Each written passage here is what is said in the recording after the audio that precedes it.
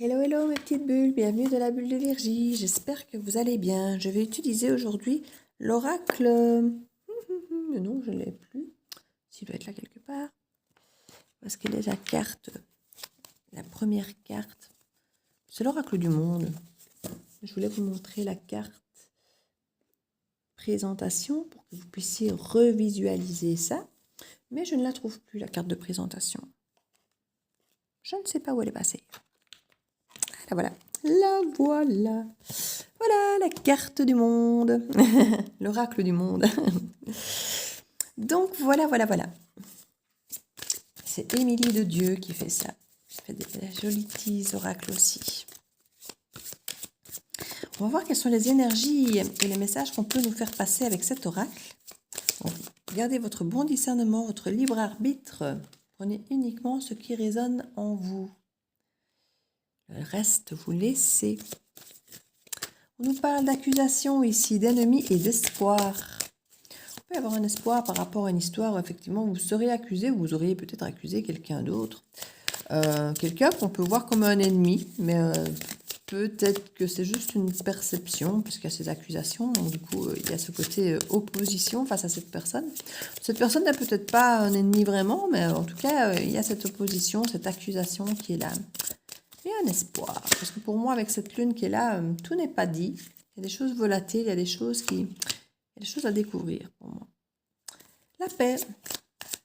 On peut retrouver effectivement après ces accusations une forme de paix. Alors soit parce qu'on a dit ce qu'on avait à dire, soit parce que finalement les choses s'expliquent. Voilà, on apprend les choses, je vous avais dit. Il y a des choses à découvrir. C'est avec l'apprentissage, on a le soleil, on a la lune, on a ce petit côté, on a un petit peu les deux sons de cloche. On reçoit les informations des deux côtés, on peut s'élever. Parce que maintenant, on sait, je ne vais pas dire tout, mais on sait un peu plus ce qui est les tenants et les aboutissants, j'ai envie de dire. On nous parle d'amitié, de réussite. On a vraiment des accusations qui ont pu être effectivement avancées un petit peu, peut-être sans trop savoir, parce que peur, parce que on a peut-être vu l'autre comme un ennemi, ou de peur qu'il devienne un ennemi.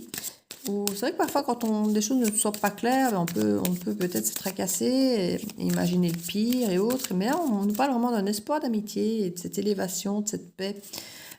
Dès lors qu'il y a certaines choses qui sont connues, qui sont mises en lumière, qui sont... Et la réussite ici. La réussite de la paix. Mais qu'est-ce que vous voulez de plus, quoi? Ben voilà, 3 cartes. C'est bien assez ici. J'en voulais 2. Alors, l'échec... La stabilité, l'excès. On nous parle ici pour moi du côté impermanence, du côté instable de la vie, du côté aléatoire, du côté fluctuant. J'ai l'impression que il y a réussite ici parce que on a appris un peu tout, j'ai envie de dire, on a un petit peu tous les échos. J'ai l'impression que quelque part, on nous parle d'excès de stabilité qui mène à l'échec. Donc je crois que quand on imagine que les choses sont toujours pareilles, qu'elles ne bougent pas, dès qu'elles bougent, ça peut être déstabilisant. On peut se dire, voilà, les changements de comportement ne sont jamais bons. Et c'est vrai que quelqu'un qui change de comportement, ça montre effectivement qu'il y a un changement quelque part.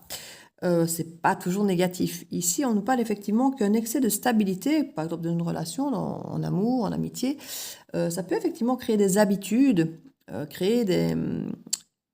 qui peuvent être bouleversées, être perturbées si effectivement il y a un changement. S'il y a un imprévu, s'il y a des projets différents, voilà, il peut y avoir des tas de choses qui viennent en ligne de compte qui rendent la situation différente, instable, alors qu'on l'a toujours connu très stable, et on se met peut-être à douter.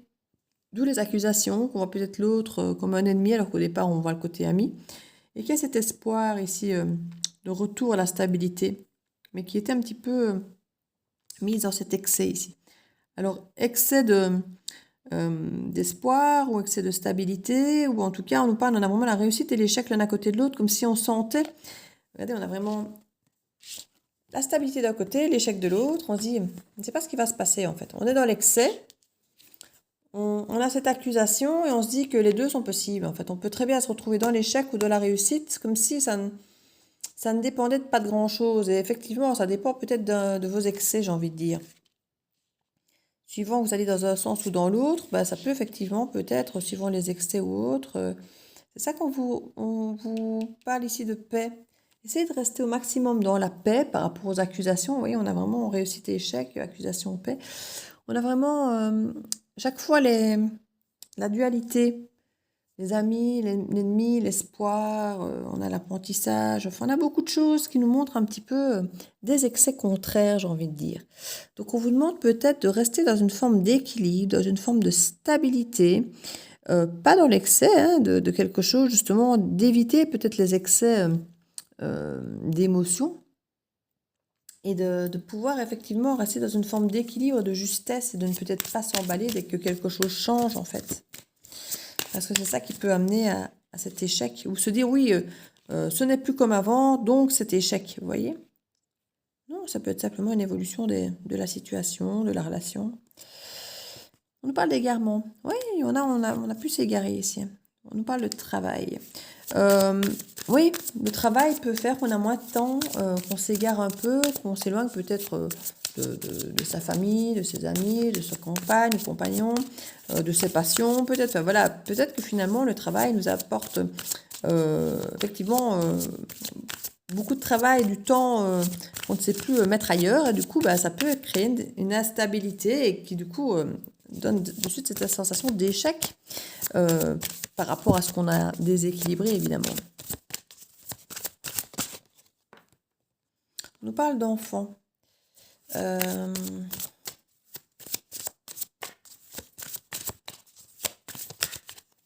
Pour moi, il faut chouchouter son enfant intérieur. Il y a une mise en lumière un petit peu de ce qui vous touche, en fait. Si ce déséquilibre, effectivement, se fait, c'est parce que votre enfant intérieur a été touché. Et ça va mettre une mise en lumière par rapport à ça. Ici, on dit qu'il y a la réussite, la paix, tout s'arrange, tout est bien. Mais cette histoire aura mis en lumière une fragilité que vous avez en vous, une instabilité, un manque de confiance certainement en vous. Et c'est une forme d'excès ici quelque part qu'il faut peut-être arriver à équilibrer. Vous avez peut-être trop vite tendance à être déstabiliser dès qu'il y a un petit changement. Dire oui, ici un changement, c'est pas normal. Et du coup, vous inquiétez, vous tracassez, voire de suite un déséquilibre énorme et l'échec, alors qu'en fait, c'est juste un petit déséquilibre et voilà, qu'il n'y a pas de problème, l'espoir est toujours là, il n'y a pas d'accusation ou d'ennemi en vue. Mais de suite, ce déséquilibre crée le stress d'un déséquilibre. Mais c'est finalement nous, en voyant ce léger déséquilibre, qui l'accentuons finalement avec nos peurs comme un vrai déséquilibre de la relation, alors qu'en fait, ce n'est pas le cas ici. On nous parle de changement par rapport à ça, par rapport à ces excès. Je crois qu'on va être beaucoup plus dans l'équilibre et cette paix. Ici, ça va être quelque chose de beaucoup plus apaisé, en fait. On s'est rendu compte qu'on se retrouvait peut-être beaucoup trop souvent à soi-même déséquilibrer une relation ou des situations dans nos vies parce qu'on se tracasse peut-être trop vite, parce que on fait peut-être trop vite des conclusions de certaines choses. C'est possible ici. On nous dit en tout cas qu'il y a un changement vraiment qui va s'opérer dans le présent par rapport à ces excès peut-être de... quand on est hypersensible, on peut effectivement être...